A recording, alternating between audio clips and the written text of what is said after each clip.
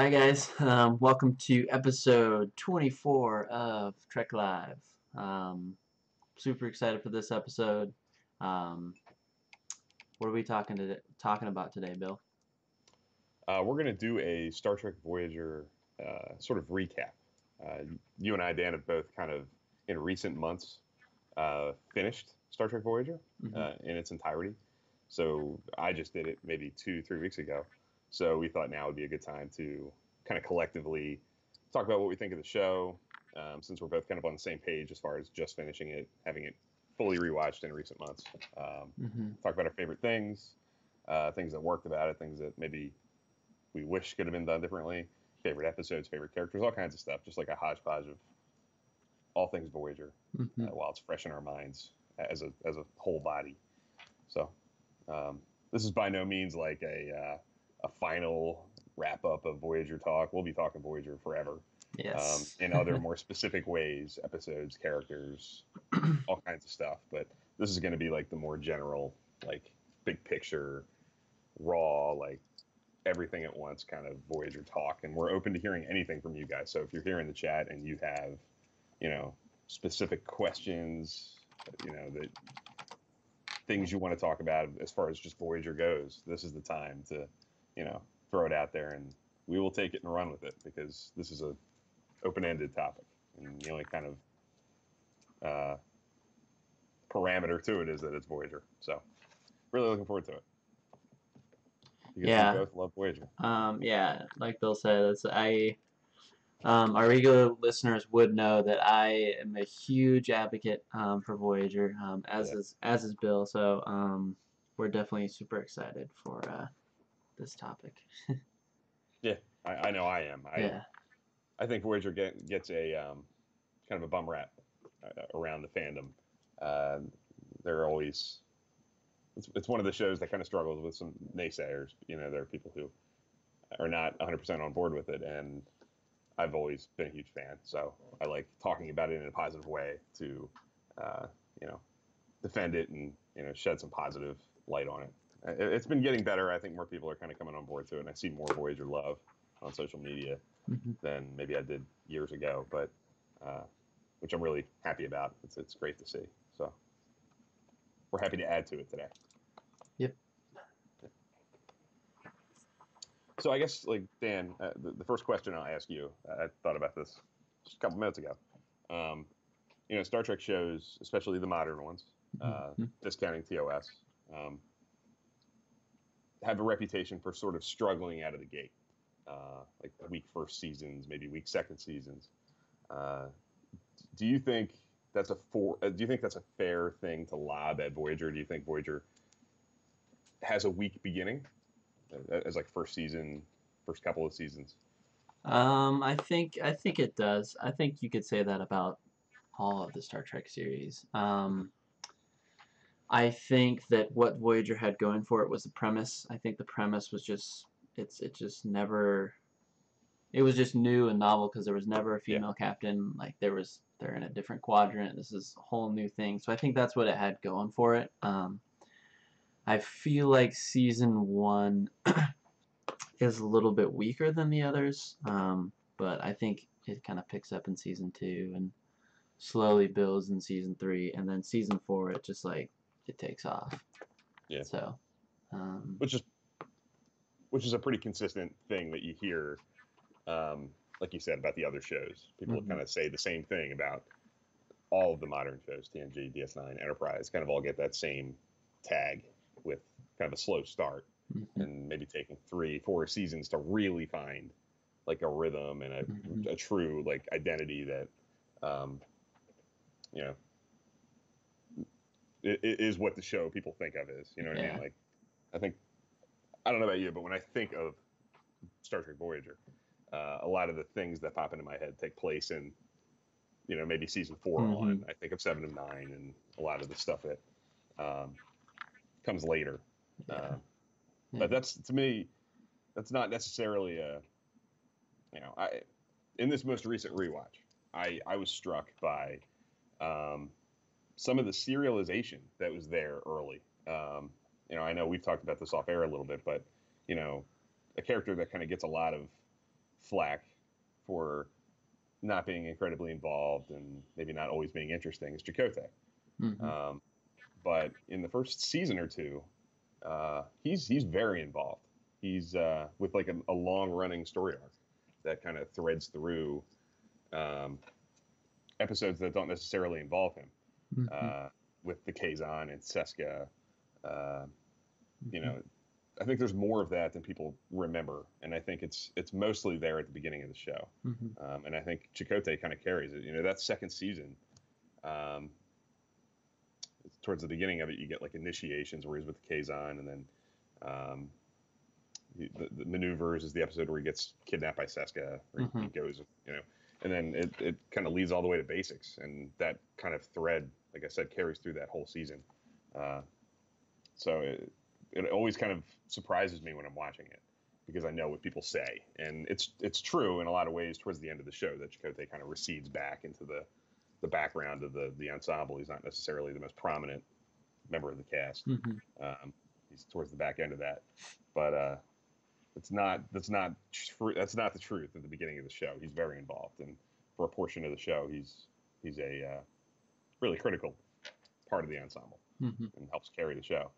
Uh, so, what do you think of that? Do you agree? Do you think? I totally agree. People don't.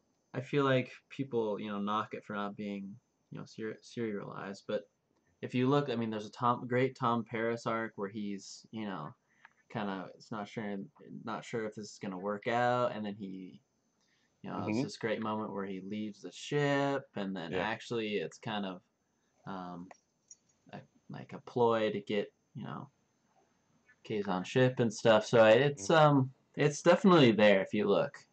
Yeah. It's not It is. as kind of smack in the middle of things and stuff Mm. like that. So I think it's definitely there though, for sure. Yeah, I totally agree. Yeah, that whole story arc in the second season with Paris is kind of slowly built upon. Like Yeah. you see him showing up late for duty shifts, and it's kind of just like passed over. You just kind of see it, Hmm. uh, and they don't really dwell on it until it's time to dwell on it. And then they also have like the whole reason behind it is there's this guy on the ship who's communicating with Kazan, and he's a traitor, Hmm. Jonas, and Yeah. that starts back in like maybe 6 or 7 episodes before that ultimately comes to a head. Yeah. So early in the show, especially, they definitely do a good job of Hmm. interlacing some uh, long-running story threads. Like it's very standalone. It's certainly episodes are episodic. Every episode has its own personality and Hmm. is its own thing. But um, the beginning of the show certainly has examples of more long-running story arcs for sure. Um, Rob's in here and he's talking about season one. He agrees that it's sort of fair, average week, but he cites Faces, and Jetrel as really good episodes, and I agree. Uh, Phage, I think, is awesome. Like we talked about last week with the alien species. I think we're all kind of fans of the Vidians. Hmm. Rob, I think, correct me if I'm wrong, Rob, if my memory serves, you had him at number one. So it's no surprise you have some Vidian-centric episodes there. Um, Yeah, he makes a great point. He says weirdly short season one episode. It's 15 episodes actually. It's not the usual mhm. Star Trek staple. So that was I don't know. To me, that's like they're not sure about it. Let's do 15 episodes, feel it out, Yeah, and then um, yeah. right. The other thing that I'll kind of talk about, since we're sort of talking about serialization and as it relates to Voyager, and like I said, it often gets tagged with, "Oh, it's not there, they don't do it."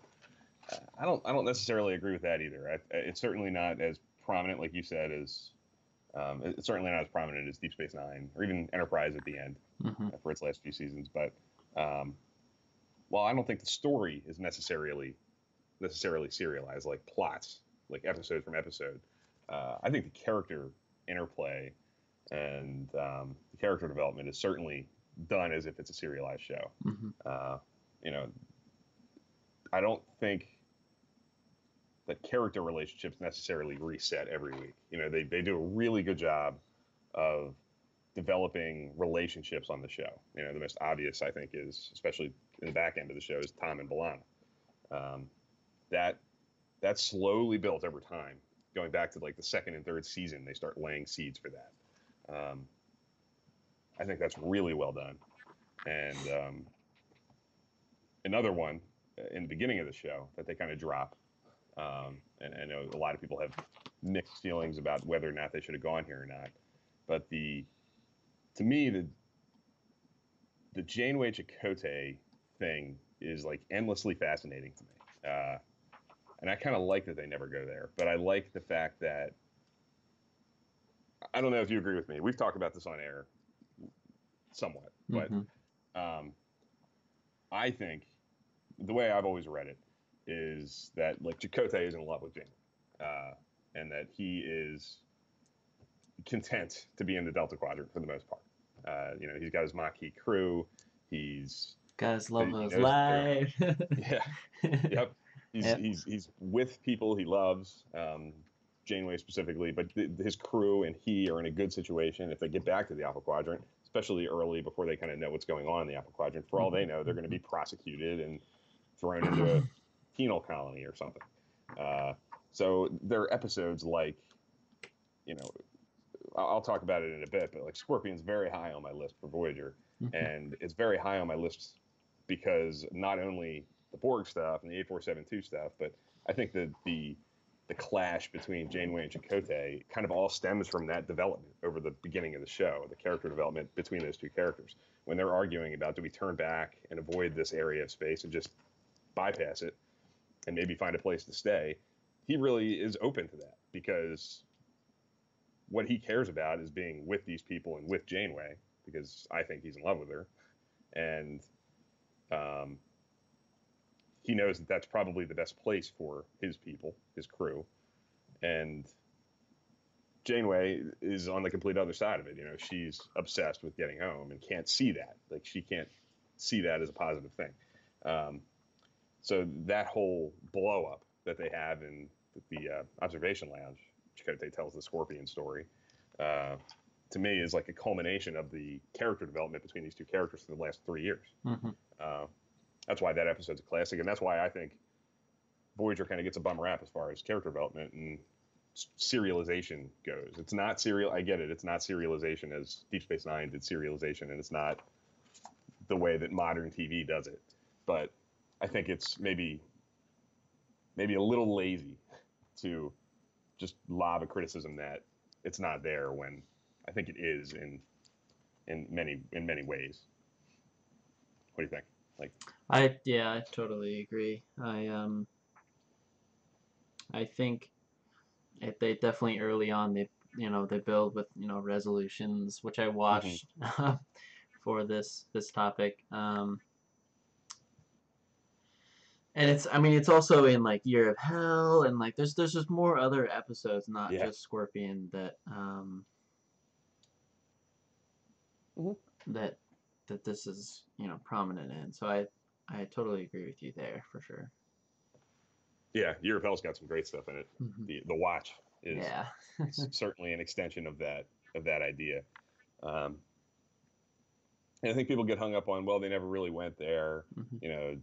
Kate Mulgrew was resistant to the idea, and I think her instincts were right to be resistant to the idea of having the captain and the first officer an item on the ship. Like, I don't know that really could have sustained itself, but I think it's interesting to have that dynamic there where you kind of, because I think it's there to be seen. I think it's there to see if you want to look for it, if you're open to it, that there is this kind of unspoken attraction and maybe stronger on one side than the other, but not necessarily because the other person, Janeway, doesn't feel the same way, but Janeway's so obsessed with what she needs to do that she can't get there. Like, she sees it, she knows that under different circumstances it could happen, but in this situation, it's just not.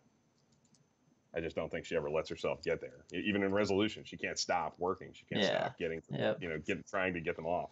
Where Chakotay's like, tell us that story. And yeah, he's content to chill. Like, he's not looking to leave. He's happy.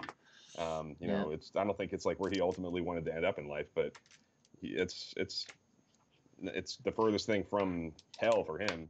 He could be in far worse situations. Yeah. And I'm not convinced that in a Federation penal colony would I don't think that's higher on his list than where he was in Resolutions. Yeah. Yeah, it's The an old, interesting show. yeah. It's not as simple and standalone silly sci-fi ideas that sometimes people levy at it. So, Mhm. my opinion. Yep. Um,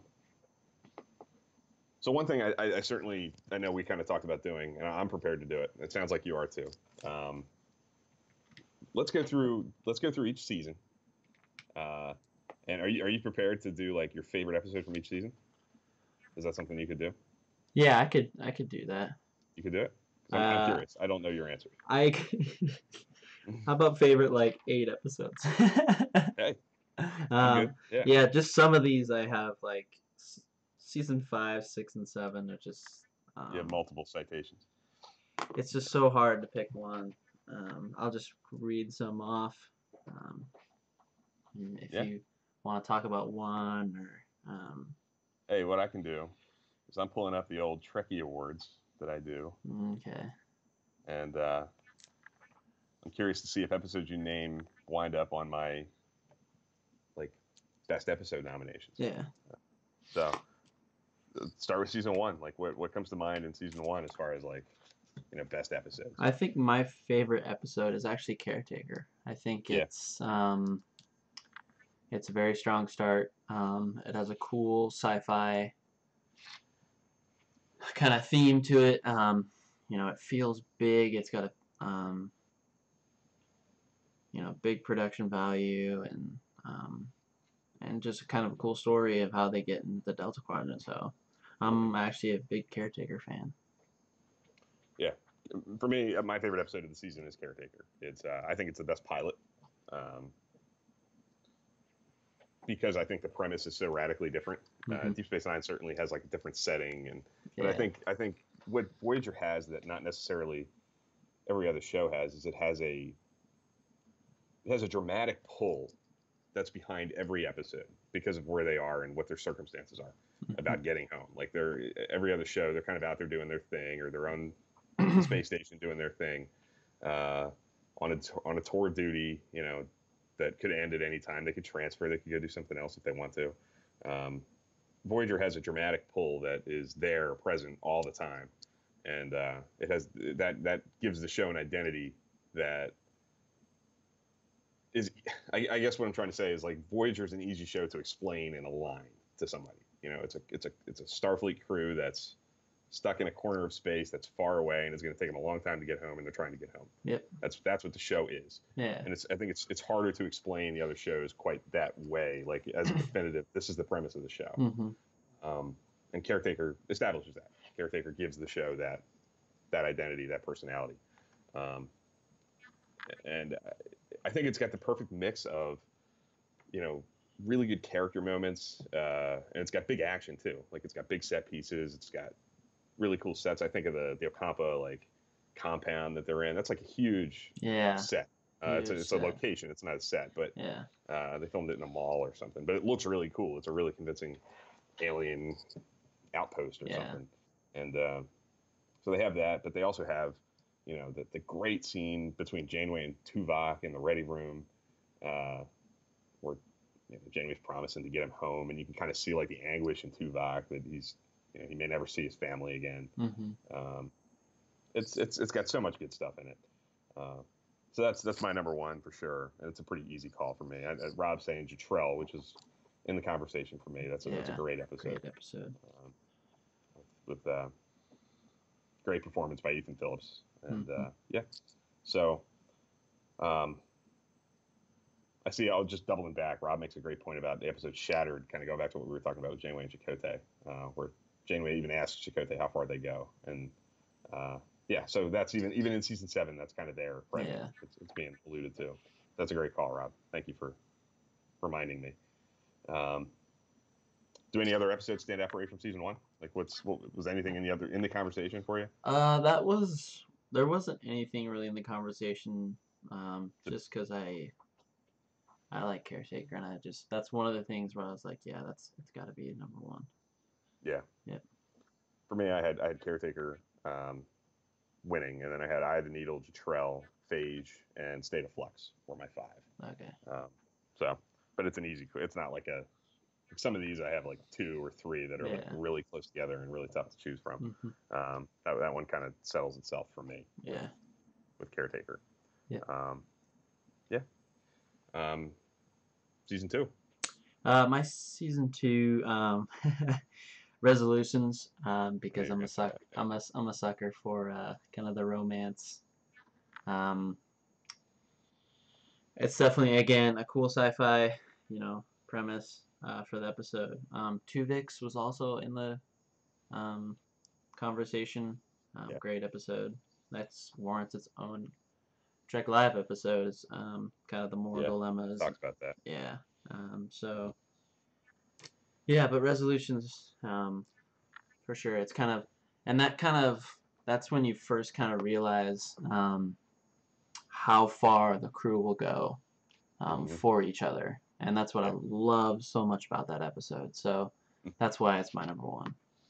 Yeah. You definitely get the sense that it's more of a family than a crew. Like Yeah. they could not bear the thought of leaving them behind. Like Hmm. they just, Tuvok could. Tuvok was doing his duty and Yeah. his logic was telling him this is what we have to do. But Yeah. the rest of the crew was like, like this is not, this is not gonna fly. We're not doing this. Hmm. Um, and again, that's another thing that's like inherent to that premise of Voyager. I don't think you could pull that off in any other show. That premise, that episode doesn't work in Deep Space Nine or TNG. No.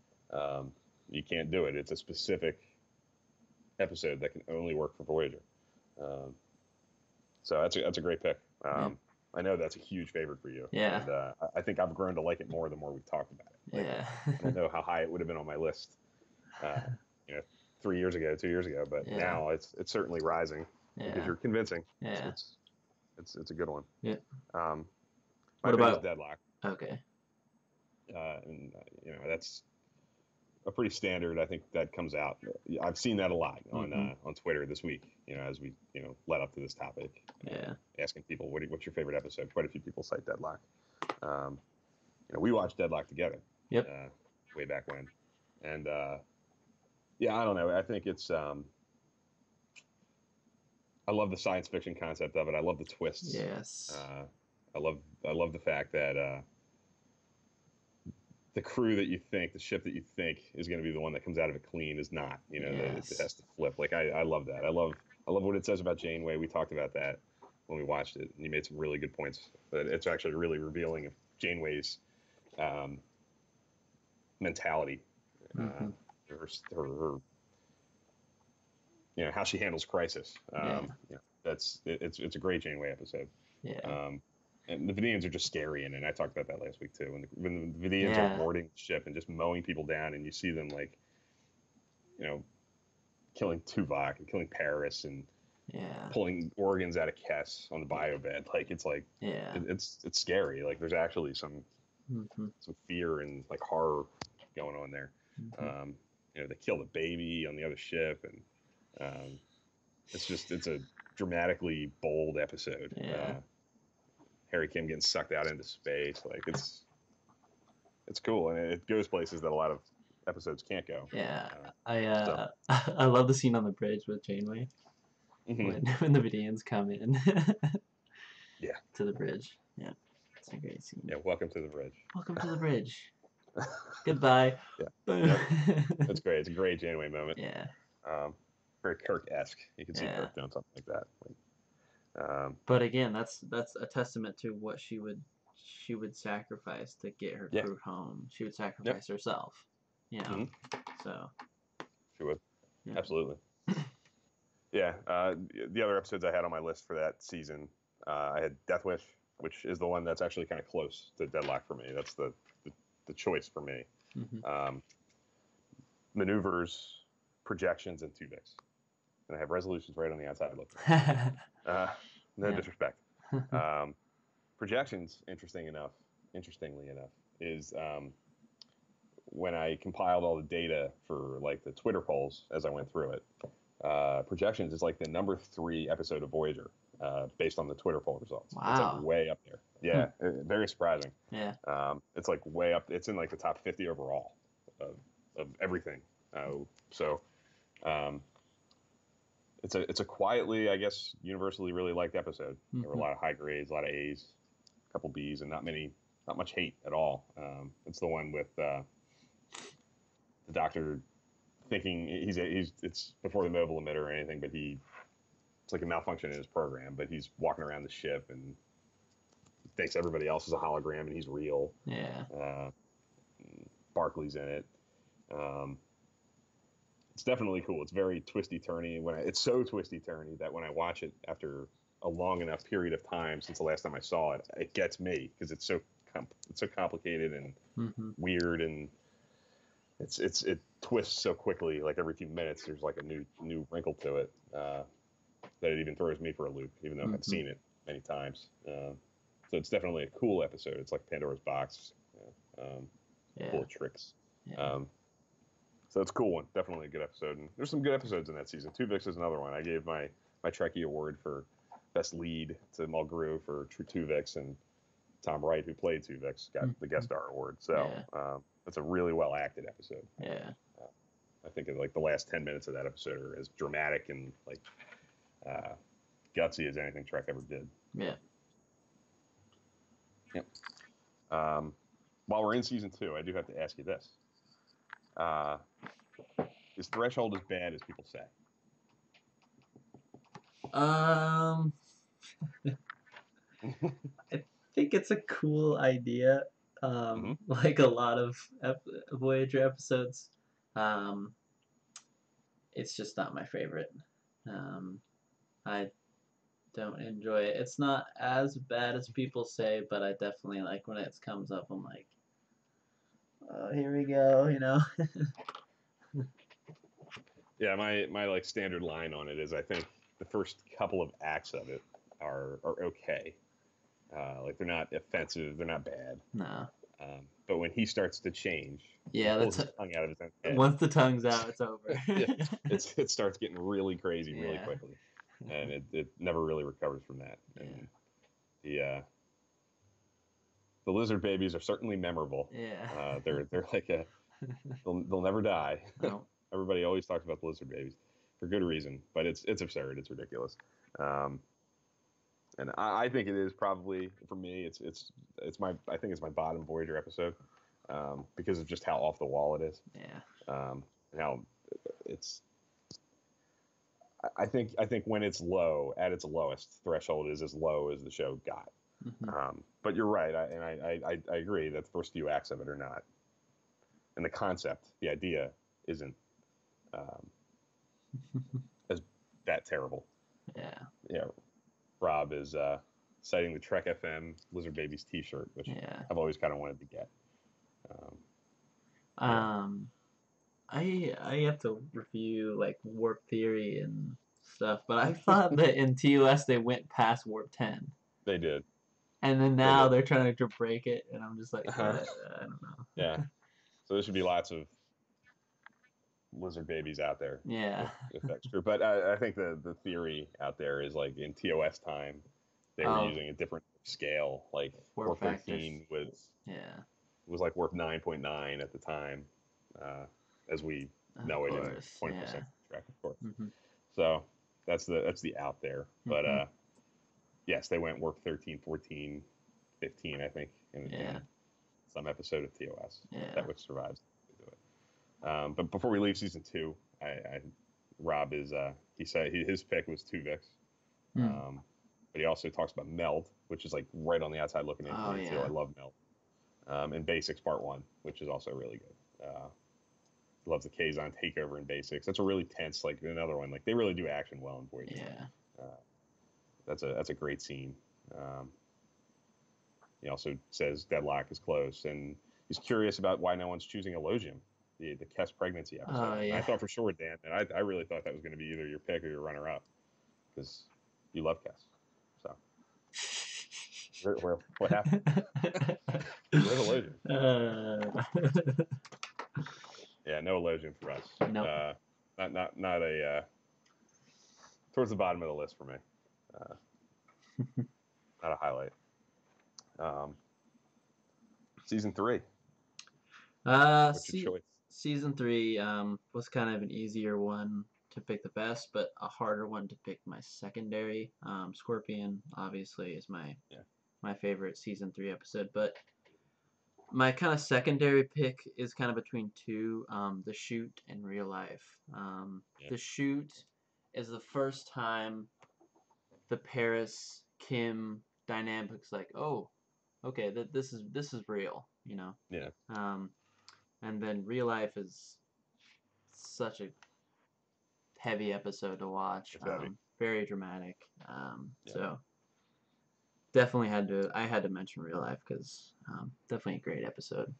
And that's what I kind of I want to hit on as Voyager as a whole. It's just kind of like a Swiss Army knife. It has the you know the power to Yeah. do like a Scorpion type episode where there's a bunch of space battles and a bunch of action and stuff, and then kind of the opposite end of the spectrum, has something like real life. So that's what I love so much about Voyager's ability to do so much. Yeah, I couldn't agree more. Voyager is a versatile show. It's got everything. And, like, it's definitely not one dimensional as far as the type of episode it can offer. Mm-hmm. It does kind of. I'm not going to use the word mindless because it's not fair to say that, but it can do the kind of standard action adventure story Mm-hmm.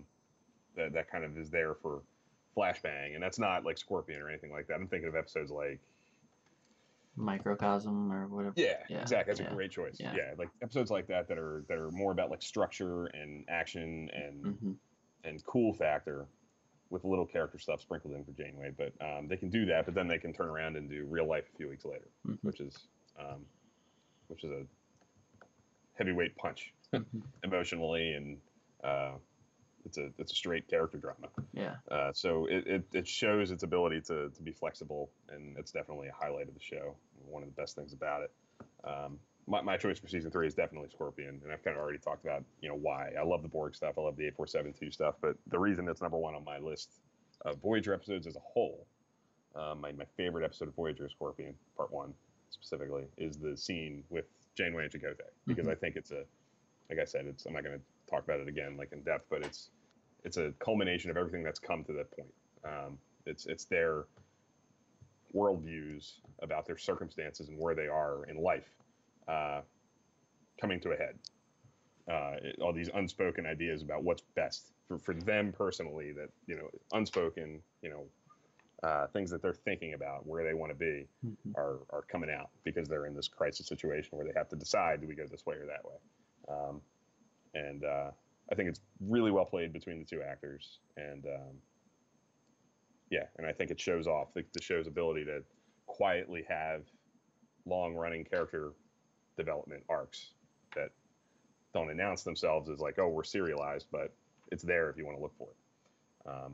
But of course, absolutely, the Borg stuff is amazing in it. The Borg are scary in it. They're 8472 is a great idea.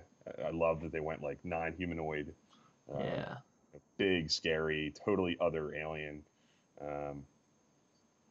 And obviously, part 2 introduces, which we'll talk about in a minute, but the whole 7 to 9 element comes out of this. So Yeah. it's a clear choice for me. It's my number one, not only for season 3, but we'll talk about it later. I'm sure I'm going to ask you what's your favorite overall. But anyone who follows me on Twitter closely enough would know coming into this that Scorpion is my favorite episode of Voyager.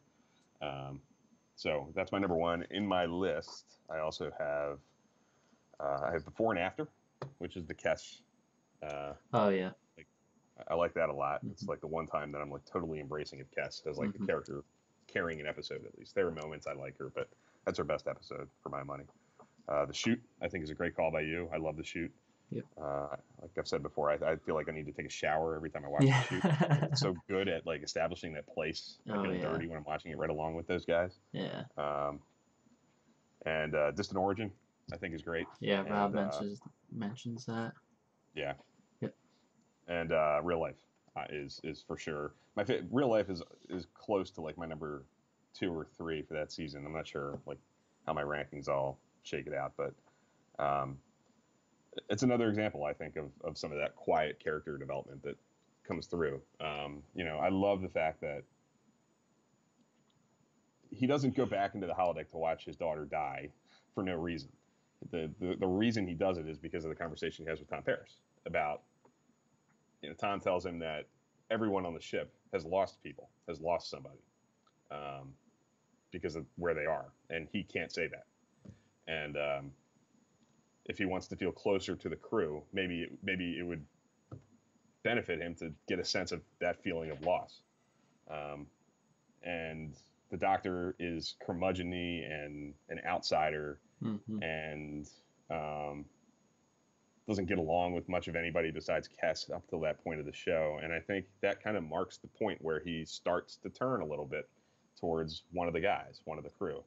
And he still maintains a lot of that rough edge, kind of learning to be a person stuff throughout the series. But I think he starts to assimilate more into the crew and to be a more cohesive member of the team in real life. And I think you see it on his face. He's kind of realizing, even when he's doing it in the holodeck, watching his daughter pass away, that he gets it. Like, this is what all the people on the ship are dealing with. Yeah. Facing this feeling of, I'm never going to see my loved ones again. So yeah, it not only has just an emotional punch. It's not just killing a kid to kill a kid. Yeah. It has a purpose to it, Yeah. and it plays a major part in the character development of the Doctor. So really well done. Really great episode. I've talked about it too before, that I think the directorial challenge of it too is like the tonal shifts of it. Like, it starts out as like a Brady Bunch style, like weird family sitcom. Yeah. And by the end of it, it's sucker punching you in the stomach. Like, it's with big dramatic stuff. It's not an easy thing to pull off, to like so cohesively or so make that transformation effortlessly shift. Yeah. Yeah. So yeah, really well done. I think. Yeah. Yeah. Season 4. Real quick, Rob, before we move on, citing his season 3. Worst case scenario is his number 1. Yeah. Because he loves Seska, and that is a fun episode. I saw somebody, I think it might have been Justin Oser from Trek FM.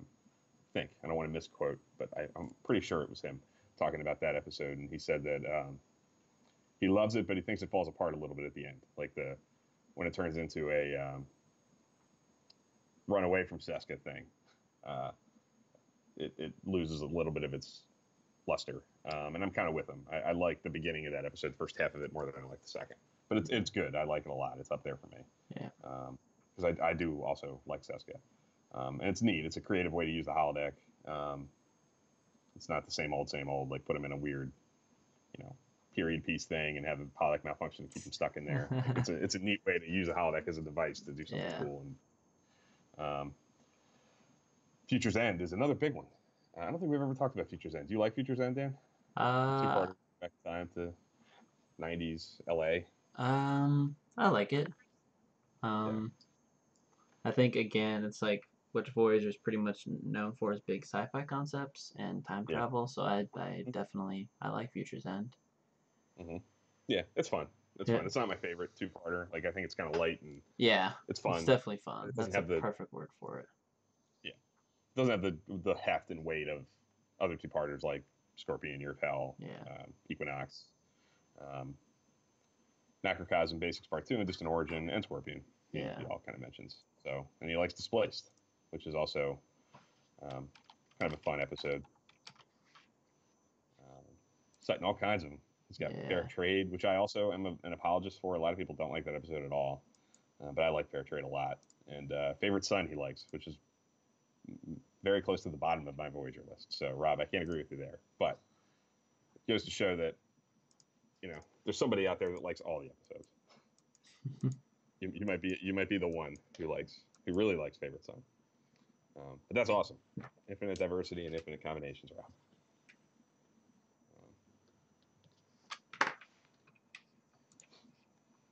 Season 4, Dan. Season 4. You mentioned it. Year of Hell. I know it gets knocked for hitting the reset button, but I love Year of Hell. Some of my kind of second runner-up, Omega Directive. Love that episode. Love it. And surprisingly, Motor Coil. Motor Coil. Yeah. I think that's an underrated episode. Me too. I like it. One episode I do not like is Demon. Not a huge fan of Demon and Me too. the episodes that follow Hmm. in that type of story arc, so to speak. Not a huge fan of it. Me too. So Yeah, I'm def with you there. yeah. I gave my award to Scorpion Part 2, but that's kind of a cop out here. So if I limited myself to not being able to do that because I already kind of awarded Scorpion Part 1, I would say Year of Hell. Yeah. I think Year of Hell is, yeah, sure, it's got the reset button, but we know what happened. Uh, and we saw like kind of an ongoing theme here that you've talked about with resolutions and just as a whole, the lengths that these people will go to, be with each other, and specifically how far Janeway will go for her crew. Yeah. You see that. That's what Year of Hell is all about. Janeway will stop at nothing to give her crew a chance, and yeah, it's got a lot of the flashbang, cool production values, ship falling apart, like whoa, I can't believe they're doing this kind of stuff. Yeah. You know, um, but it's got great character stuff too. I think of the Tuvok being blind and having Seven walk him around, and to see Tuvok in such like a vulnerable, like dependent position gets me every time. Like that really works for me. And one of my favorite scenes of Voyager ever is Janeway saying goodbye to Tuvok in Year of Hell Part 2. Like, it's just amazing. Amazing writing. Those two actors are killing it. They're awesome. Their friendship is all over it. So yeah, that's like, again, like kind of the perfect, what Voyager does well, where they combine big science fiction, huge concepts, and sprinkle in just enough of these great character moments to give it some life and give it a little more juice than just, hey, this is cool. Year of Hell is maybe the prime example of that, because it's such a cool science fiction idea behind it. But along with that, my other choices besides Scorpion 2 and Year of Hell, I have Living Witness, which Rob just mentioned, which I think is an amazing episode of Star Trek, just about history and the need to get history right and how easy it is to get it wrong. Message in a Bottle, I love, as a comedy, and Prey. I love Prey. Oh yeah, that's a great episode. That was my short list. I love the Janeway Seven dynamic in that, where they agree on nothing and literally nothing. Yeah. And they're both right, and like they do a good job of creating a dilemma that's credible in that way. Like, it's not something easy that you can easily take the side of one over the other. It's a doozy. It's a hard one, and you can get where both people are coming from, and it's credible. And Tony Todd's in it. He's awesome as the Hirogen, and yeah. So yeah, that season 4 to me is the best season of Voyager. There's all kinds of episodes here that I can't cite as like 1 of 5, but I like The Gift. I like Nemesis. I love Day of Honor. Mortal Coil, you named, is a great choice. Great episode. Really underrated. It's another theme that I want to hit on in a bit. We've talked about it before, but a certain character who gets a lot of flack, who I love. And what else? The Omega Directive is another one. Huge, great episode. Yeah. I even think 1 is good. I like that more every time I watch it. With Seven alone on the ship with the Doctor. So a lot of great choices. Not a lot of stinkers in season 4. I think you named the one. My least favorite of the season is Demon. But aside from that, there's not anything like. There's not really much that's like really aggressively bad. There's some less memorable, like kind of standard issue, but it's pretty consistently very good. So I think that's the highlight of the show, season 4, with 7 and 9 obviously coming into play. We've talked about that. We had a whole episode on 7 and 9 coming, so coming on board. But yeah, season 5. Season 5. It's such a tough decision for me. I think Timeless is my favorite episode of season 5. Um, Episodes that were, before I talk about Timeless, were right there. 30 Days, um, Someone to Watch Over Me, obviously. Drone surprised me. I think 7 of 9. Or Jerry Ryan did a great job in Drone. Great performance. And Equinox, obviously, you gotta mention Equinox because Yeah. I don't know, I like it. But Timeless, I think it just has everything. Um, and I love that they went the way that they did with, Kim and Chakotay, and how they kind of put the whole show or the whole episode kind of on them, and it's definitely great. And Yeah. added the doctor in it, and yeah, just a great overall episode. Yeah. Timeless is my choice. I was just talking about this last night. My dad actually, and Yeah. I think Timeless. It's kind of amazing that Timeless is, for my money, maybe their best standalone episode. Like not big, two-parter. It's this huge thing that I've talked about before. Is like another one that's very specific to the premise of the show. It's all about the premise of the show. Timeless.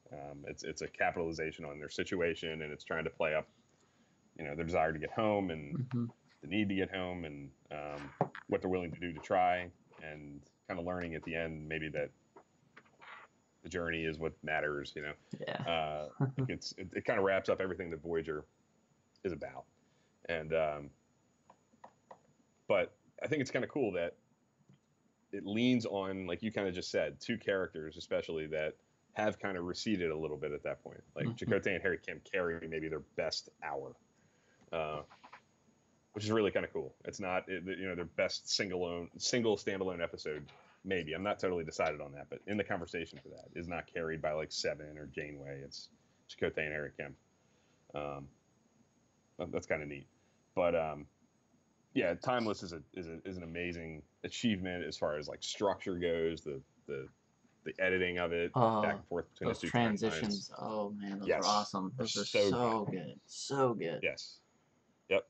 The cuts to the Delta Flyer, you know, leading either the Enterprise or the Voyager or the Rhode Island, like to telegraph where we are. Like it's so well done. So It's great. so perfect. So great.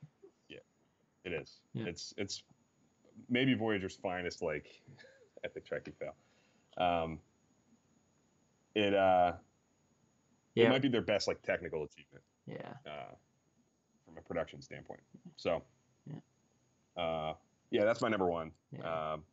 Also on my list, I have Counterpoint, which I love. Love Counterpoint. Good episode. I think it's one of Janeway's best. Drone was a great citation from you. Drone's amazing. Jerry Ryan, maybe her best performance. Yeah. Someone to Watch Over Me and Equinox Part 1 are on my list. But Yeah. Season 5 is very similar to Season 4. It's like right on the edge for me, like those two seasons. Season 5 is loaded with great stuff. Yes. Beyond what I listed, I have I Love Nothing Human. 30 Days is another good call from you. Dark Frontier is a huge episode. Yeah. A lot of people love Gravity. I'm not quite as high on it as some people, but it's got some great moments in it. For Tuvok. Their last scene in the transporter room is amazing. I love that. Oh yeah. Bride of Chaotica is another interesting one. Do you like Bride of Chaotica? I do. Yeah, I do. Yeah. I think it's a fun episode. I mean, it's not the best episode ever, but it's definitely a fun episode. Mm-hmm. Yeah. Yeah, it's growing on me a lot. Yeah. I like it more now than I once did. It's very clever. There's a lot of smart, like inside baseball, like meta humor in it. Yeah. But it's fun. It's a good time. And it's another one that shows that Voyager can do it all. Yeah. Like it's another one of those examples that it can go to comedy. I kind of touched on it and didn't delve into it much, but like Message in a Bottle is another comedy that Voyager pulled off great. Really successful comedy outing. I said it to you in a text message when we were talking about kind of this topic. someone to watch over me. Like my instinct is always to go to like it's a romantic comedy, but it's so much more than that. Oh Like yeah. I guess it is, but it's got a punch at the end. Like because some romantic comedies do that, they flip it at the end and Yeah.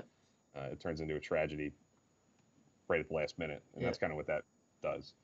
So it's hilarious, that episode, like all the way through it. There's so many like So funny. big laughs in it. Yeah. Um, but it's so profound at the end that it almost feels dirty to call it a comedy, Yeah. but it is. Um, what about In the Flesh? Rob is asking. Chakotay's date with Species 8472. I think it's good. I like it. Yeah.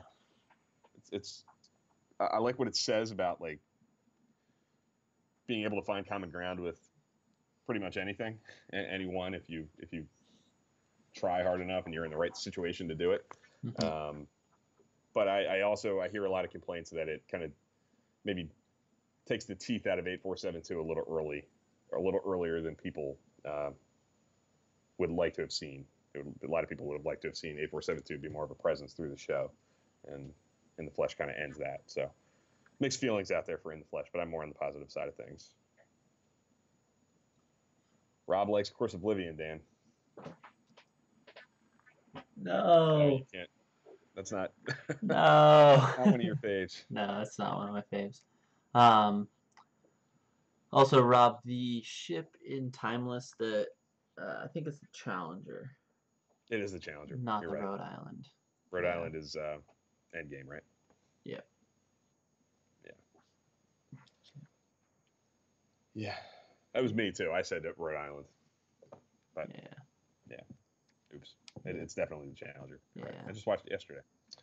Yeah. What else do we have here? Yeah. Trying to think. An episode in season 5 that I really do not like, real quick, Yep. is the fight. That's right at the bottom of my list too. Right there with Threshold. Is that Chakotay going crazy. Yeah, the Chakotay boxing song? Yes. Yeah, that's not a big fan. Yeah. I'm not a big fan of it either. Yeah, it's not Yeah. it's a big headache for me. Pun intended. A lot of yes, unintended. I feel like Chakotay feels. Yeah. Yeah, it's a lot of yelling. When I think of the fight, I think of Chakotay screaming in sickbay for Yeah. 42 minutes. And it's like, I can't take it. But and it just doesn't make a lot of sense. Like it's a hard episode to wrap your arms around, Yeah. plot wise. Mm-hmm. So it doesn't really work for me. It's one of the weaker, like bottom 5 Voyager episodes for me. So yeah, and maybe that's why I like season 4 more than season 5. Like season 4, I think Demon is not good. I think you might be a little lower on it than me even, but I think the fight is considerably worse. I think the low of season 5 is lower than the low of season 4, Yeah. which might be why season 4 is a little higher for me. But yeah, getting to the end here, season 6. Season 6 has a lot of big episodes. It does. I think my favorite is Blink of an Eye. I think again, I keep coming back to this big sci-fi concept.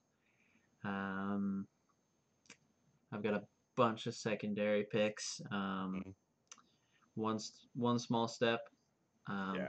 Very emotional. Yeah. Good Shepherd. Obviously, I love those type of episodes. Muse. Love it. Barge of the Dead. Tinker, Tenor, Dr. Spy is up there. And then obviously Equinox too.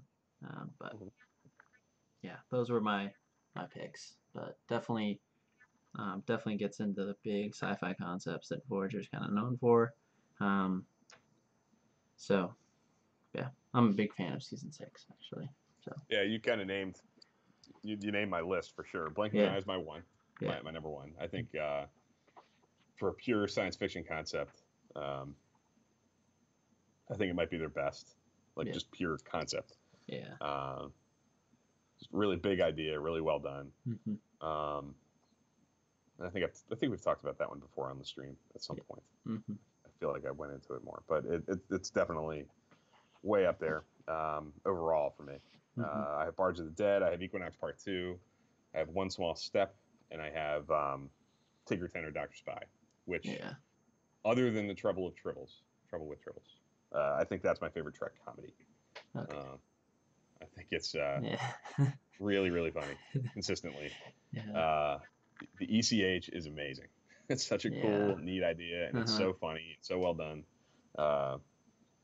Yeah, and we've talked about this one more recently. As we're getting towards the end here, these are episodes that I've touched on more than others because of I've watched them recently in our intro to the show when we talk about what we've watched and stuff. You know, I can remember talking about Tinker Tenor Dr. Spy being funny but horrifying at the same time. Yeah. Somebody watching your daydreams in real time is Yeah. not a pleasant idea.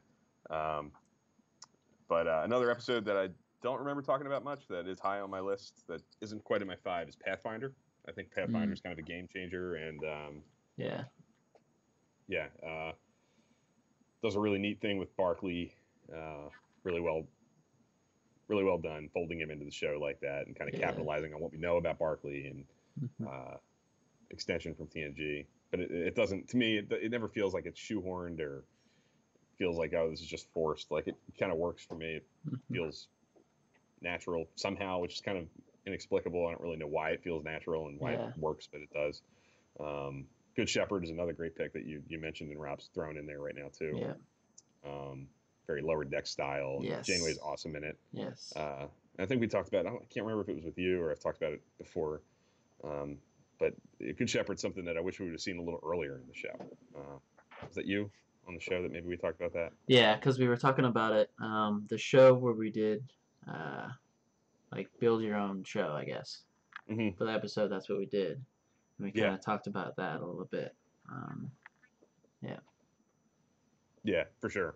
Yeah, a show like that, and I think Discovery is going to get into some of this, where because of the lead isn't the captain. I think we're going to see a little more of, areas of the ship and crewmen that aren't necessarily like the senior officer all the time. Yeah. Like cadet on the ship that's kind of doing her thing, and the medical officer who's not necessarily the chief medical officer. Like, you're going to see other wrinkles that I think are going to capitalize on things like Lower Decks and Good Shepherd, which is really neat. Good idea to freshen things up and do something different.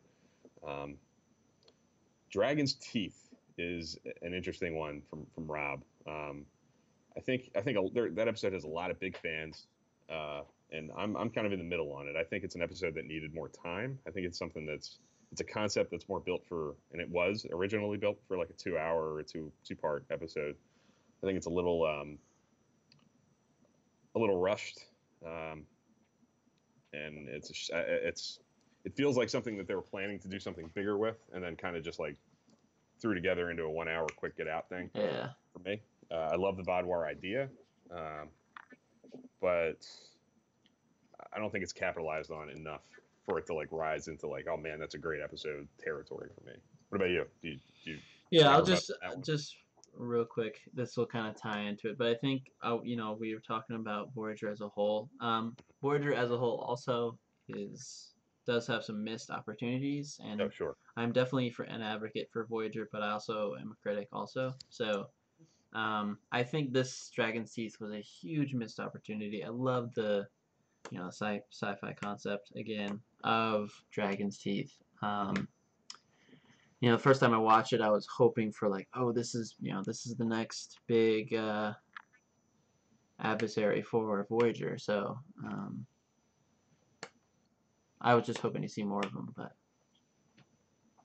yeah, and I think that was the idea initially when they were building the episode. I think they had this idea that it was going to be a big two-parter that was going to maybe give them a new adversary that was going to last, maybe through season 6 or through the rest of the show, and it just they never ran with it for whatever reason. I'd love to know like what happened behind the scenes with the episode and in the building stage and the developmental stage that led them to kind of change course and make it more of just a kind of one-off standalone thing. I don't know if it was like a lack of confidence in the species, or like they were like, it's not interesting enough to sustain itself for more than one episode, or what. I don't know. I'd love to know like what their thought process was, why they kind of abandoned that idea.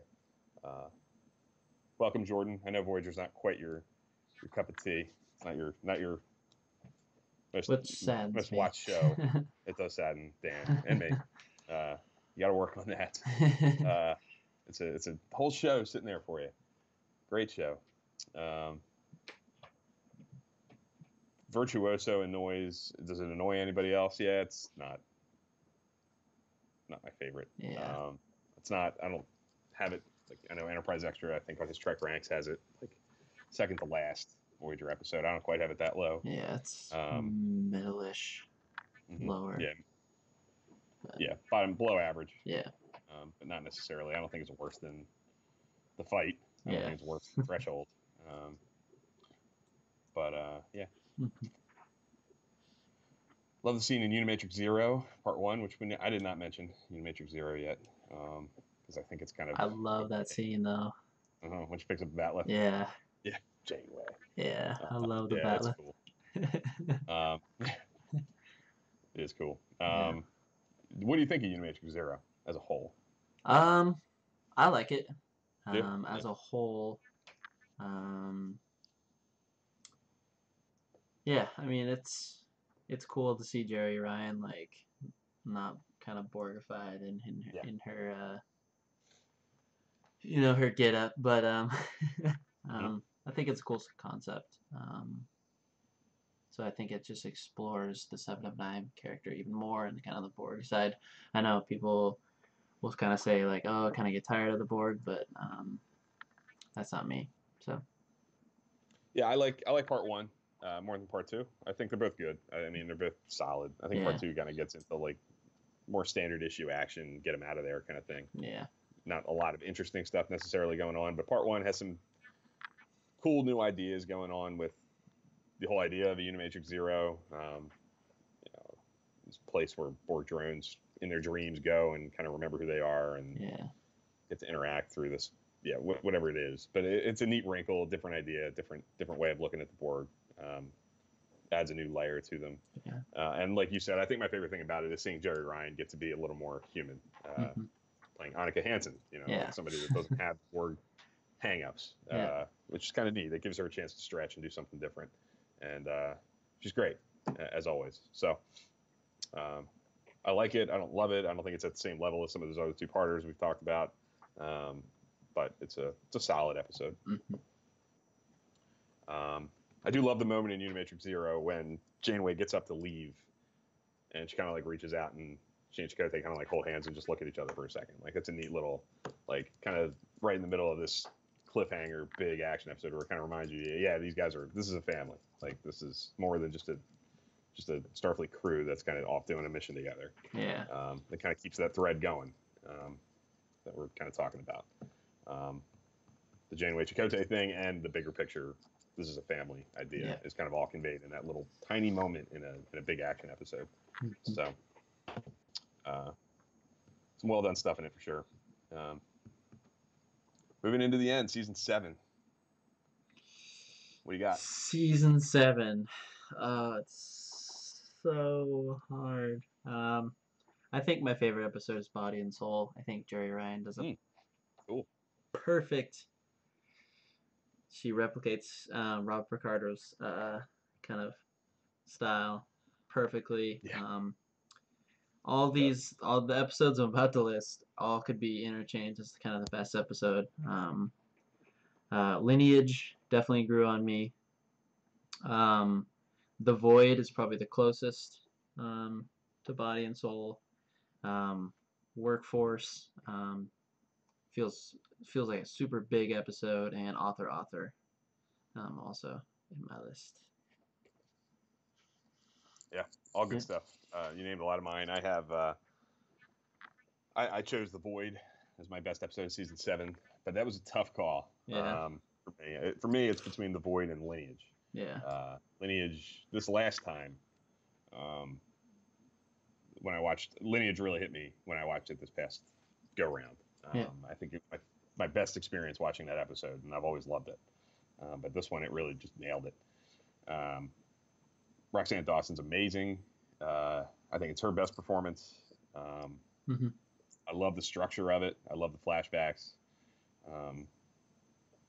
I love that it has just enough of a little science fiction idea in it to like Yeah. make it Trek. You know, like to have like a Yeah. moral dilemma that stems from a science fiction idea, this whole Yeah. genetic manipulation idea. It's not just like a standard drama about, you know, angst about what's the child going to look like, what's the child going Yeah. to be like, is it going to deal with just me? Like, there's more to it than that. There's a Trek wrinkle to it that gives it that little extra juice that I think gives it that classic status.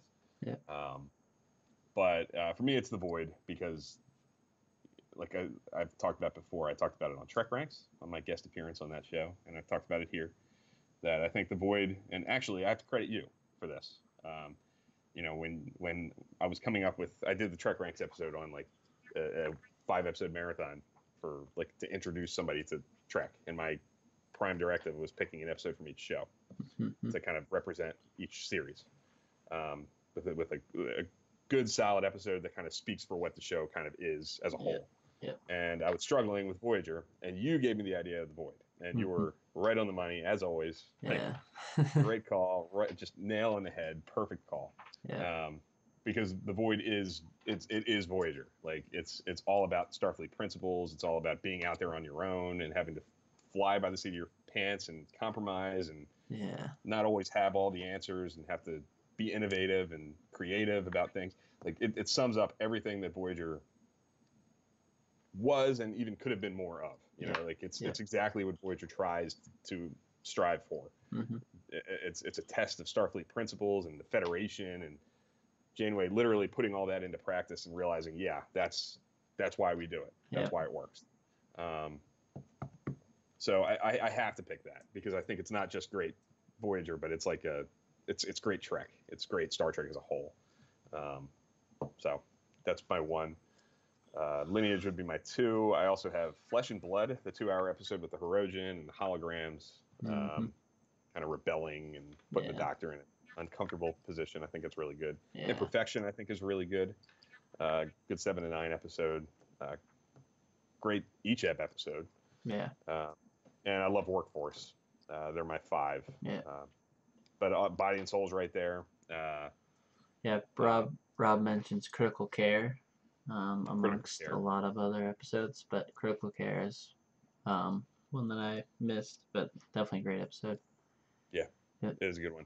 One of the themes that I found in season 7 this last time around with it, having just watched it, is I think season 7 has quite a few that feel very TOS, kind of like big issue episodes. Yes. You know, Critical Care about healthcare and Repentance about the death penalty. Like it's like classic TOS, like let's take on an issue and hammer it home. You know, like season 7 goes there where the rest of Voyager and the rest of Trek necessarily doesn't quite go. Like they were kind of bold and said, let's do some TOS kind of ideas. Yeah. Which is kind of cool. Even Workforce gets into like labor stuff. And so I kind of appreciate that. It kind of gives season 7 its own personality in a sense. But season 7 to me is kind of also a very missed opportunity. And we've talked about this. And I mean, we could talk about Endgame later on. Yeah. We're going to talk about it. It's like its own thing. Yeah. But I think Rob has a good segue. The final scene in Homestead brought a tear to my eye. It did. I teared up.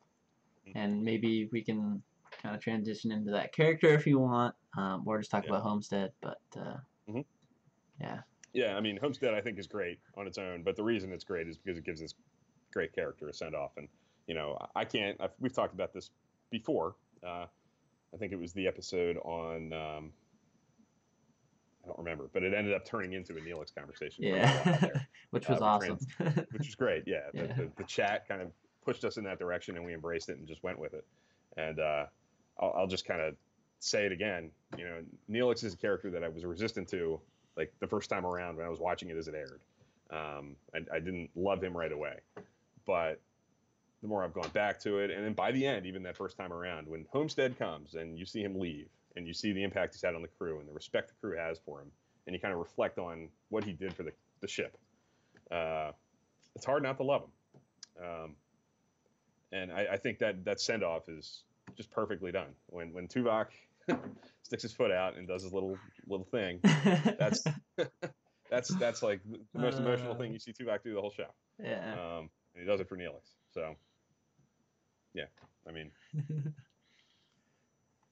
were you a Neelix fan pretty much right off the bat, like first time around? Were you? Yeah, I was a Neelix fan. I think Mm-hmm. um, it's definitely like the comic relief, um, kind of. I know Mm-hmm. like some people can get, annoyed with him, but I think you kind of realize how much you like him when he leaves. Mm-hmm. And how he was a big part of the crew. So I liked him from kind of the beginning on. Something that stuck with me that you said when we had that conversation about Neelix, and we talked about like that people find him annoying, uh, and you made the point that like you kind of need that, like the crew focus. Sometimes even the crew is annoyed with him and are like, "Oh, Neelix," but he gives them an outlet. Like they can be annoyed with him instead of being weighed down by where they are. Like Yeah, instead of thinking about we're out in the Delta Quadrant, we're 75 years away from home. You know, Neelix is this big presence who's sometimes annoying and sometimes a little much, but he draws attention to himself in a way that keeps people's minds off of their circumstances. He's the yeah, morale officer. He keeps people busy. He keeps people yeah. thinking about other things, um, He even was, if they're irritating. yeah, It's critical yeah. to the success of the crew and to the show. It was kind of he's like the crew's punching bag almost. Yeah. And I think at one point in the series is like one of the characters, I don't know if it was Balana or someone, but he's like, take it out on me, it's just like he's like offering Yeah, up he himself does. to, which I think is just Yeah, so cool. that was And Balana. Yeah, yeah, and it's like a testament to Neelix's character because he's so devoted and so loyal to these people that he's willing to do that. It's just so awesome. That's why I right. um, love him so much. So Yeah, me too. Me too. yeah, He grows on you. I think the more you see the show, the more you go back to it, and the more you can watch it knowing the whole thing. Like if it, on a rewatch, having seen it all and yeah, knowing where it ends up, it allows people, I hope, and it allowed me, at least I'm speaking for myself here, it allowed me to see Neelix through a different lens than maybe I did the first time around. hmm And yeah, and the more I talk about it with people like you or with anybody out there who I've talked Trek about, yeah, and I get into this whole thing about Voyager and Neelix, the more I talk about it, the more I realize, yeah, he's like one of the most important characters in the show, and Ethan Phillips is one of the best actors on the show because he had a tough job yeah, to be funny and to and he's funny and he's the comedic relief, but he's got a lot of emotional pathos going on behind him too. He's got hmm a bubbling sense of like um, he's a lost soul, which a lot of these characters are, and I'm going to get yeah, into that at the end where we kind of wrap all this up. But he's one of these people who's kind of like a lost person who finds a family where he is. hmm Um, he gets himself into a situation and embraces it and finds a home for himself for 7 years yeah, until he gets something that's maybe a little more suited to him for the rest of his life yeah, to spend the rest of his life in. Um, but yeah, to wrap up this whole conversation, I guess about Homestead and Neelix, did you find the decision to leave him where he was? Is that satisfying to you? Is that a satisfying ending for Neelix? I think that's Like, a satisfying ending for him. I think that's kind of right where he belongs with his mm-hmm. people, and Yeah, I think it's he's definitely had a troubled life because just Talaxian history is a little rough, obviously. yeah, So it's nice bloody. to see him get that happy ending that he obviously deserves. So Yeah, agreed. Yeah, I think it's the perfect ending. It would have hmm been it's better that than I think taking him back to Earth and having him be the one Talaxian in the Alpha Quadrant. yeah, Like I think it was the right way to go. I think taking him back to Earth would have been lazy, yeah, easy thing to do. So um, yeah, Endgame. We kind of talked about this before too, but I think it merits discussion. If we can't talk about Voyager as a show without talking about Endgame, hmm like all the highlights, what works about it, um, and I know you have some strong feelings, so have at it. yeah. Discuss. So I guess things that works. The Tuvok, Janeway goodbye, I guess, is I like that. It definitely works for me. Um, it's great. The, there's some things that I don't obviously like about it. I realized that the theme in Voyager is, the crew will do anything for each other. This just takes it too far, I think, Mm. and I think it brings a lot of um, it's it brings the characters. I don't know how to say this. The characters aren't like they're out of character, I guess, Mm. if that makes sense. I think especially with Janeway, I think she just totally out of character, and I hate that the show even just went this way. I think there was just you know a lot Better ways to do it. better ways to go. But I think she's just out of character. Uh, I really wish, in hindsight, they would have brought him back a couple episodes before. Um, yeah, Mhm. it's a frustrating episode for me, especially because I love Voyager so much, and I don't think that's the ending that this show deserves. So, um, yeah, I think Yeah. I wish it would have went a different way. Yeah, I have really mixed feelings. In a vacuum, like I've said before, I like the episode. It's entertaining. It's well produced. I think Mulgrew is good in it, really good in it. Um, but I can't shake the feeling that it was the wrong choice. Especially when you watch it in sequence. When you watch it in sequence, other than Homestead, the last like 6 episodes um, are mostly episodes that would fit anywhere else in the show. Hmm. Renaissance Man, Natural Law, Friendship One.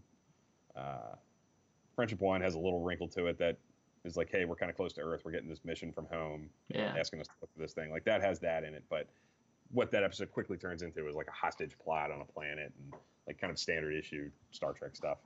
Um, when I watched the 7th season, I like a lot of it for 3/4 of it. I think it's actually pretty good. Like I said, I love the TOS throwback yep, issue episodes.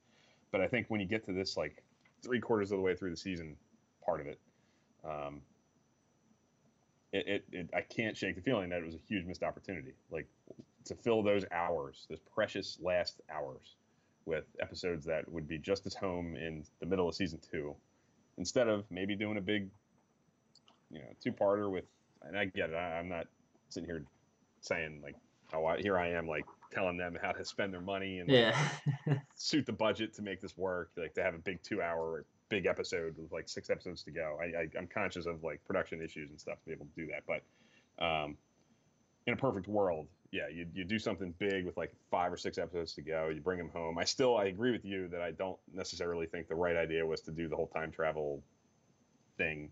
I think what they were trying to do there was trying to capture some of that all good thing stuff, like time jumping and yeah, different timelines and stuff. But do something to bring them home and spend a few hours at the end of the show playing out what happens when they get home. hmm That I can't sit here and you can't talk about Voyager. I can't talk about Voyager without kind of having that as part of the conversation. Like Rob says here, like the last scene when the ships escort Voyager back to Earth and it suddenly ends. That's it. Like, yeah, that's it. You know, it's not really emotionally satisfying. At the end, I'm always left like kind of with an empty feeling instead of like a satisfied feeling. Um, but I also get, I think what they tried to do. The name of one of our favorite podcasts is To the Journey, and that big scene in Endgame where Harry Kim, who is like the eager, earnest one that wants to get home all the time and is yeah, willing to take risks and do like reckless things to have a chance to get home, even kind of realizes at the end it's about us being here together and trying to do this thing together more than the destination. yeah. Um, that's, I guess, what they're They're saying the point of the trying show for, was. yeah, yeah. I got Um, that. yeah, and I get it too. Uh, but I can't sit here and say like, yeah, yes, they nailed it. That's dramatically satisfying to me. Because it's a 7-year show that is driven by this idea we got to get home, we got to get home. I don't necessarily know that in the last hour of the show to kind of dramatically telegraph that what we've really been about the whole time is the journey, which is there. Like the show is that. Like I get Yeah. it. The show, it's been there the whole time, but I think I think it was more suddenly done than I would have hoped for. Like to I don't know. I don't know what I'm trying to say here, but like I just don't find the ending dramatically satisfying. You know, in a perfect world, they would have had time to explore what happens to Chakotay and the rest of the Maquis. Like, what happens to the Doctor? He's integrated into the ship systems, other than having the mobile emitter. Like, how do you deal with that? Yeah. What happens to 7 and 9? Like, Starfleet is going to be interested in her, and there's so many great dramatic avenues to take. I think to explore what happens when they get home that we're just left sitting there, and I wish we would have gotten to see some of it at least. So it's a frustrating thing. I get it, I understand it, and I respect the fact that truly it is there throughout the entire show.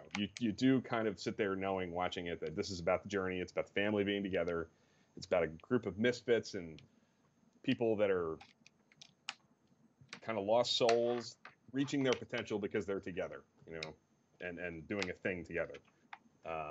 That's certainly present, but you also can't shake that the big dramatic pull of the entire thing is about getting home. Yeah. The whole premise of the show is get back home, get back home. And I think the way to go is to either show that they don't get back home, which would have been the gutsy, like, I don't know that that's the right way to go, but either do that, make a choice that they don't get them, or get them home and let us ruminate in it a little bit. Even if it was like the first hour of the two-parter. Like, even like at the end of when Deep Space Nine's finale, What You Leave Behind, and that, you know, the war ends with like a good 20-25 minutes to go. And you just have 20-25 minutes at the end of Deep Space Nine to kind of just be with the characters and see where they all end up going. You know, the extreme example that I would have liked to have seen, of course, is this maybe 6 episodes to go, spend 6 hours with the crew on Earth and back in the Alpha Quadrant. But I think just bringing them home maybe 20 minutes sooner and giving us like a montage of something, you know, just show us what happens, I think would have made a big difference for a lot of people, including me. So I think it's a misstep. But like Rob says, despite this, I still love Voyager. Took the words right out of my mouth. This does not make the show not worthy, not successful. It's a great Star Trek show. I think it's a great television series because of the strength of the cast, because of the strength of the characters. Like you said it really well. The diversity of the storytelling, the versatility of the show, its ability to go comedy, to go big science fiction. It has it all. You watch Voyager and you watch it consistently. You rewatch it, you watch it for the first time from beginning to end, and you get all kinds of stuff. It's not a one-note show at all, and that's to its strength. That's one of the things it does really well, and not a lot of TV shows do that. Not a lot of TV shows. I've said this before. You know, one of the reasons I'm so attached to Star Trek, and I keep going back to Star Trek, is that it's not one note, like many great TV shows are. When you turn on a lot of great TV, you kind of know what you're getting. When you turn on Game of Thrones, you know pretty much what the hour is going to be.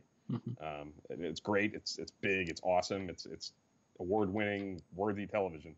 But what Star Trek can do is it can give you something radically different week to week. It can bend genres and go to different avenues and explore all kinds of stuff. It's not the same thing every week. So Voyager is maybe Voyager and TNG, I think, maybe are the two shows that do the best job at that, being able to attack different angles and do different genres. Yeah. So, yeah. Anything else for like your closing thoughts? Like, what do you? I know that Voyager is your favorite Star Trek show. Correct? Yes, correct. You would say I that? would say that, yeah. Yep. I like it is my favorite. Definitely an advocate for it. Also a pretty big critic. Not a pretty big critic, but you know, I can criticize it. Obviously. You're aware of it. Yeah. So I'm not just like blinded with it. It has its quirks, but I think overall, I think I want to kind of change the view of it, and I think it's slowly being it's slowly changing, like a lot of the other Star Trek shows. Agreed. So definitely pro Voyager. Yeah. What is? I said I was going to ask this, and here it is. What is your number one episode? Like, what's your favorite episode of the entire series? If you really like, obviously this can change. You might have a different answer tomorrow, but right now, Yeah. what would you say is your favorite episode of Voyager? Favorite episode. And is that different than best? I don't know. It's different than best, probably. It's tough. It's so tough.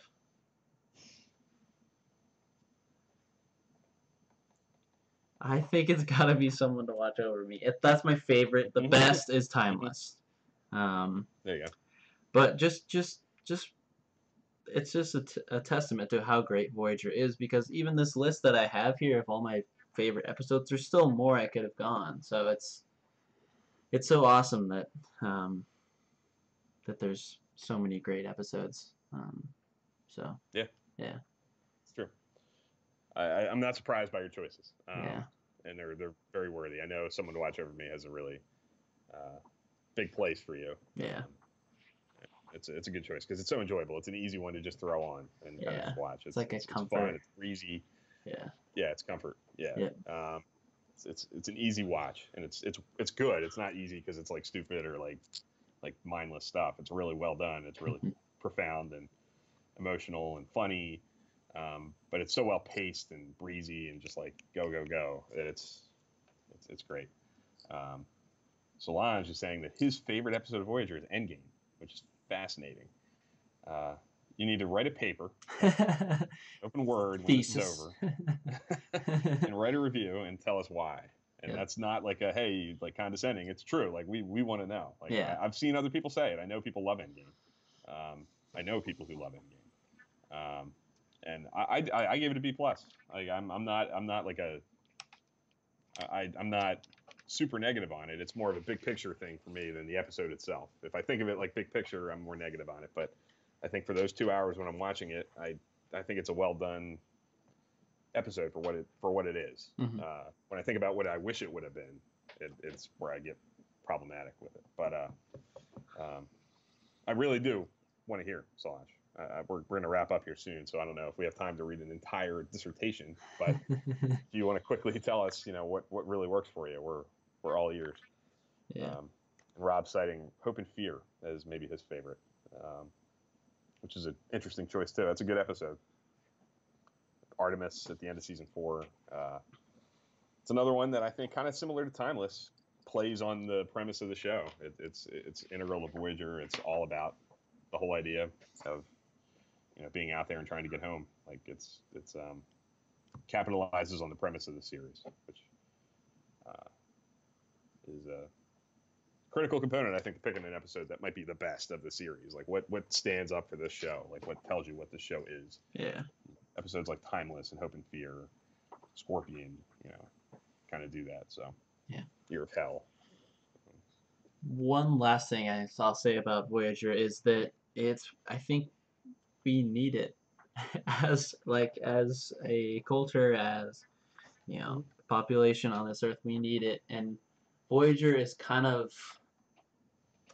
it represents Star Trek as a whole. It's people coming together from different backgrounds, the Maquis, penal colonies with Paris, and working together in a common goal to get somewhere. So I think that's what I love also about Voyager. Absolutely. Yeah. And I also love that along those lines that it's you see a lot of these people reach their greatest potential like through this. Like you see Tom Paris, especially I think has maybe the best illustration of this, but somebody who's struggled all his life, but when he gets into a good place and he's respected and people give him a chance and he's in a good environment, he flourishes. He turns into like an integral member of this team and gets married and has a kid and lives up to his potential for reasons beyond just him. It's about the people around him. People respect him and elevate him and give him chances to succeed and put him in positions to succeed, and he does. Mm-hmm. So you're right, and you really well put. We do need this. Yeah. And, you perfectly illustrated why. I think. So especially now in today's world, we could all use it. Yeah. So, yeah. What have you? Is there anything you've listened to? Anything you've watched? Oh yes, yes. What have you got? So this week's Primitive Culture on Trek FM, one of the greatest, probably one of the greatest episodes that they've done. It's Hilton's in Space. They talk about just design, um, the look of Star Trek. It's just so great, especially if you, like me, I have an interest in design and visual effects and stuff like that. Definitely, give that a listen. That's awesome. Also, the this week's Warp 5. My film buff in me loved it because what they're doing in Warp 5 on Trek FM, they're going through and talking about the movies that were shown in Enterprise, which is such a cool idea. So really neat. It's so awesome. I'm loving that. They just started that, so I'm definitely excited for more stuff like that. Cool. And it wouldn't be Trek Live without a mention of Trek Ranks. Top 5 Klingon episodes. Another great episode. Yes. Yep. Yeah. Yeah, I listened to that too. That was my big one. The Primitive Culture one I have not gotten around to yet, but it's high up on my list. I need to listen to that. Yeah. But the Trek Live episode or the Trek Ranks episode about the best Klingon episodes is a great one. Yeah. He hits yet again. Enterprise Extra and Jeff Hewlett from Tricorder Transmissions have a hit on their hands with that show. It's great. Yeah. Yeah. So the Klingon episode was great. Did you catch at the end of it what their next topic is? They're I think they I might just save it for next. They're just saving it, I think. No, they haven't announced it yet. yet. They haven't announced it yet. Okay. Yeah. So yeah. Other than that, I'm trying to think back. I don't think so. I had a really busy week, so I didn't listen to much. But I definitely listened to that. Mm-hmm. I have the Warp 5 episode you talked about queued up. I have the Primitive Culture queued up. There's an episode of Literary Trek about with Scott Mantz talking about the Star Trek photo novels, which are really interesting. Okay. Like old school Trek lit that I kind of have queued up too that I haven't gotten to yet. But yeah.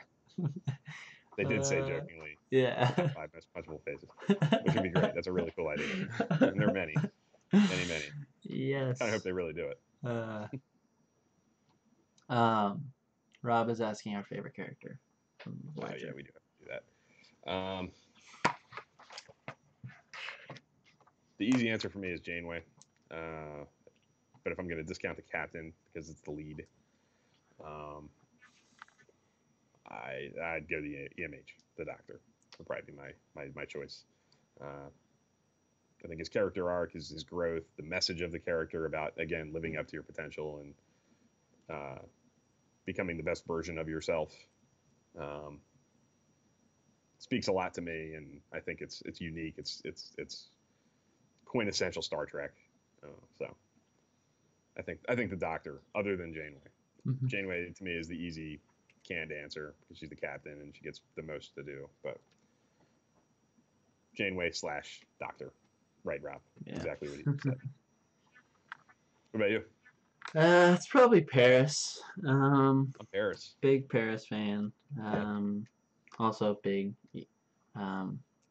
EMH for sure. Yeah. Yeah.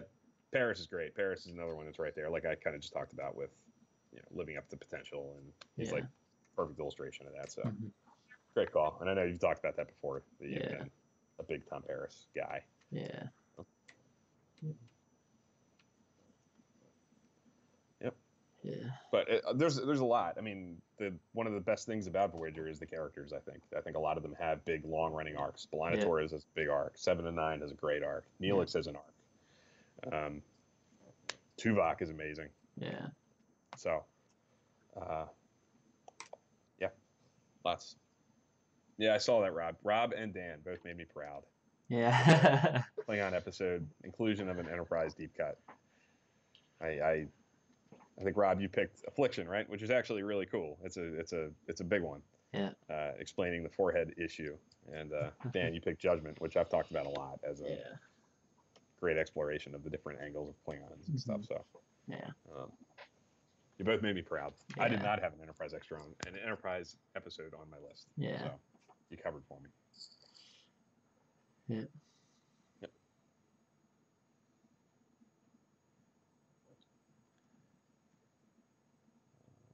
Solange is saying B'Elanna is his favorite. Yeah. Definitely like B'Elanna. She's up there. Yep. One of the many greats. Yep.